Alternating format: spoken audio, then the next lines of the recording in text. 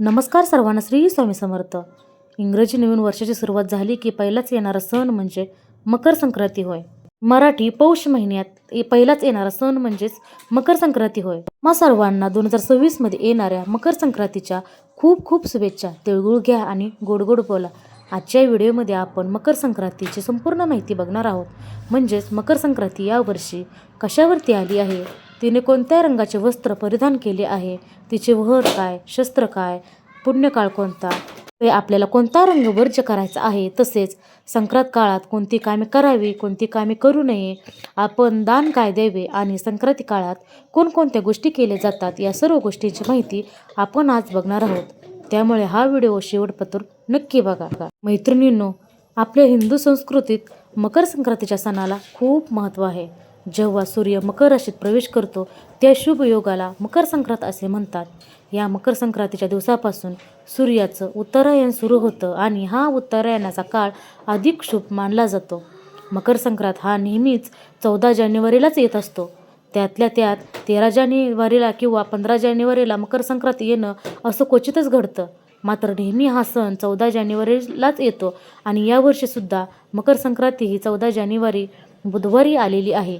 बुधवार 14 जानेवारी 2026 रोजी दुपारी 3:06 ते सूर्य हा मकर राशीत प्रवेश करणार असून संक्रांतीचा पुण्यकाळ हा 14 जानेवारी दुपारी 3:13 ते संध्याकाळी 6:20 असणार आहे. तसेच महापुण्यकाळ हा 3:13 ते संध्याकाळी 5:04 असणार आहे. असा 1 तास 51 मिनिटाचा महापुण्यकाळ असणार आहे. संक्रांती कशावरती आलेली आहे आणि संक्रांतीने कोणकोणत्या वस्तू परिधान केलेल्या आहेत बघूया आपण. यावर्षी मकर संक्रांतीचे वाहन हे वाघ असून उपवाहन हा घोडा आहे. यावर्षी मकर संक्रांतीने पिवळे वस्त्र परिधान केलेले असून तिच्या हातामध्ये शस्त्र हे गदा आहे आणि पदार्थ पायस म्हणजे ती दुधाची खीर खात आहे आणि बसलेल्या स्थितीमध्ये आहे आणि पश्चिम दिशेस गमन करत आहे. वाघाच्या वाहनामुळे काही वस्तूंवर आणि परिस्थितीवर परिणाम होण्याची शक्यता असते. तिच्या हातामध्ये शस्त्र हे गदा आहे. तसेच तिने केशरचा टिळा देखील लावलेला आहे. वयाने कुमारी असून बसलेली आहे. वसाकरता जाईचे फूल घेतलेले आहे. भूषणार्थ तिने मोती धारण केलेले आहेत. तिचे नाव, वार नाव व नक्षत्र नाव मंदाकिनी असून सामुदाय मुहूर्त 30 आहेत. ती पूर्वेकडून पश्चिमेस जात आहे व वायव्य दिशेस पाहत आहे. तिचे फल, संक्रांतीने ज्या वस्तू परिधान केलेल्या आहेत त्या वस्तू महाग होतील. संक्रांती जेथून आली आहे तेथील जनतेला सुख प्राप्त होईल.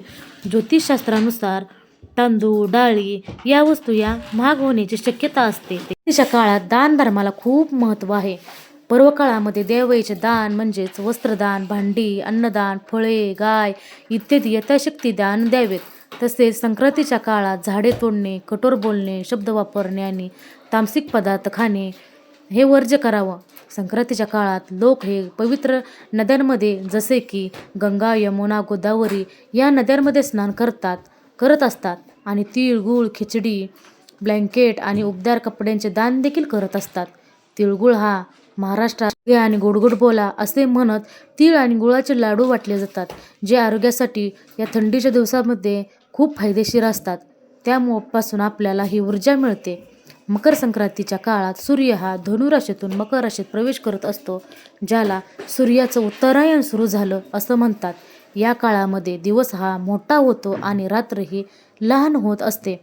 तसेच हा काळ दान धर्माला खूप शुभ मानला जातो. मकर संक्रांतीपासून ते रथसप्तमीपर्यंत साजरी केली जाते. तसेच 2026 मध्ये संक्रांतीने जे वस्त्र परिधान केलेले असतो, जो रंग घातलेला असतो तो रंग वर्ज्य करायचा असतो. म्हणजेच यावर्षी 2026 मध्ये संक्रांतीने पिवळे वस्त्र परिधान केलेले असल्यामुळे तुम्हाला यावर्षी वाण देताना पिवळ्या रंगाचे वस्त्र म्हणजेच पिवळ्या रंगाची साडी ही नेसायची नाही. पिवळा रंग हा वर्ज्य करायचा आहे.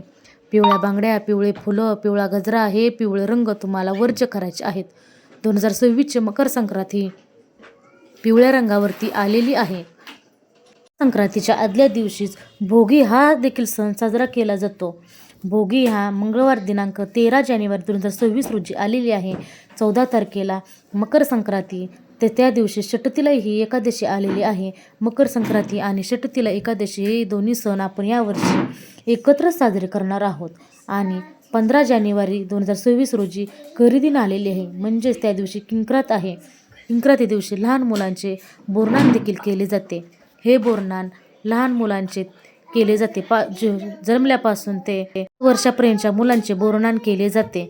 हे बोरनान तुम्ही 3 वर्षापर्यंत करू शकता. शेतकरी राजाच्या शेतीमध्ये सगळ्याच प्रकारचे या दिवसामध्ये भाज्या ह्या येत असतात. या भाज्या सर्वप्रथम लहान मुलांना आणि देवाला द्या असे म्हटले जाते. मकर संक्रांतीचा पवित्र सण मकर संक्रांतीपासून ते रथ सप्तमीपर्यंत हा हळदी कुंकवाचा चालत